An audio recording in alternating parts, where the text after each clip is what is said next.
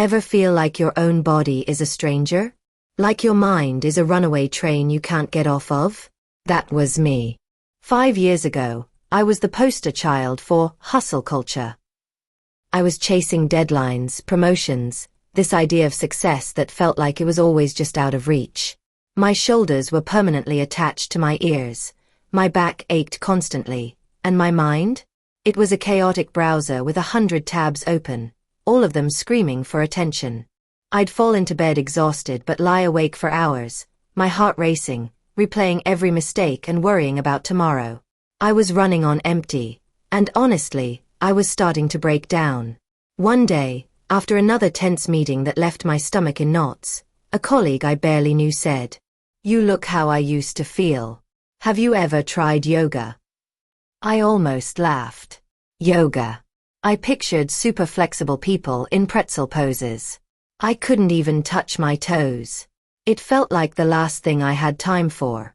But she was kind, and there was a calmness about her that I envied.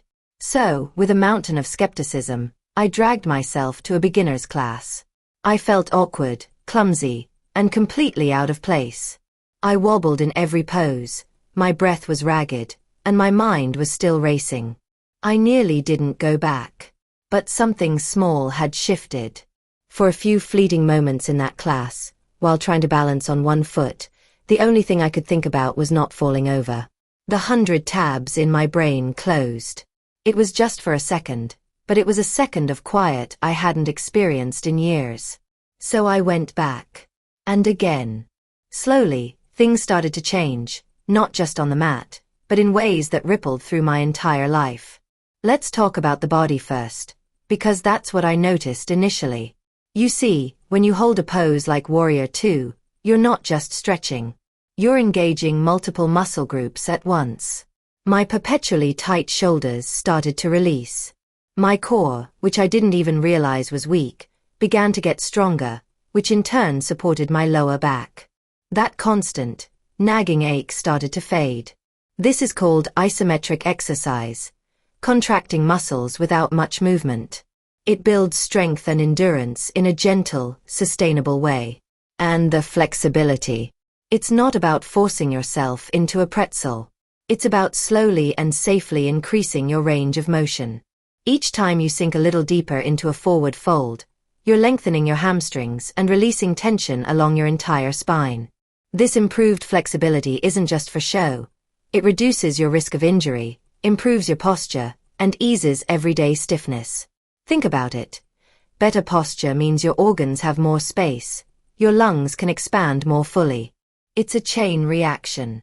Suddenly, sitting at my desk all day didn't feel like a punishment for my body. Then there's the breath. In that first class, I was told to breathe into my belly. I thought, what does that even mean? I was a classic shallow chest breather, a hallmark of being stressed. But yoga teaches you pranayama, or breath control. When you learn to take deep, diaphragmatic breaths, you're directly tapping into your nervous system. You are activating the parasympathetic nervous system, our rest and digest mode. This is the opposite of the fight or flight mode I was living in. This simple act of deep breathing lowers your heart rate, reduces blood pressure, and sends a powerful signal to your brain that says, you are safe. You can relax. I started using this off the mat, before a big presentation, when I was stuck in traffic, anytime I felt that old anxiety creeping in. It was like a secret superpower. This is where the magic really starts to happen, where the connection between body and brain becomes undeniable. The stress hormone, cortisol, was my constant companion. It was the fuel for my anxiety and sleepless nights. Studies have consistently shown that a regular yoga practice can significantly reduce cortisol levels. As my cortisol dropped, I started sleeping through the night. I woke up feeling rested, not exhausted.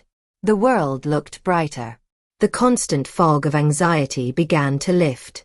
Simultaneously, yoga was boosting the feel-good chemicals in my brain. The physical movement and focused breathing release endorphins, the body's natural mood elevators.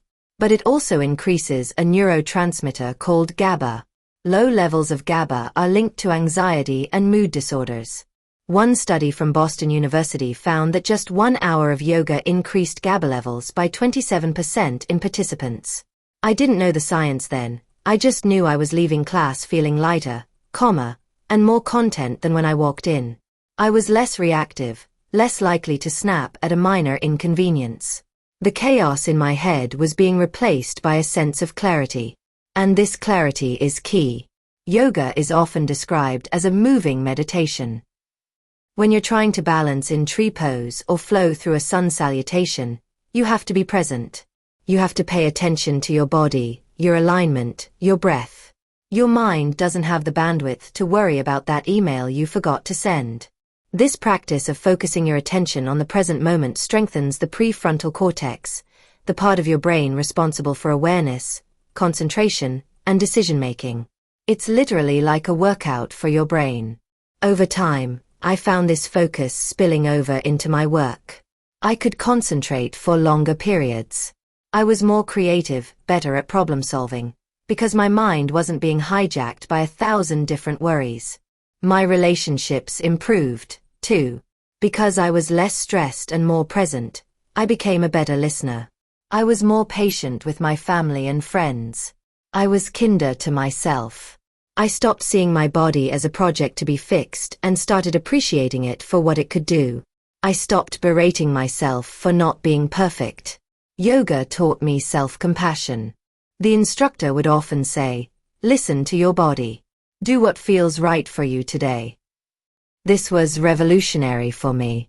I learned that it was okay to back off, to take a modification, to rest. This acceptance of where I was on any given day was a profound lesson that I took from my mat and into my life. So, what does yoga do to your body and brain?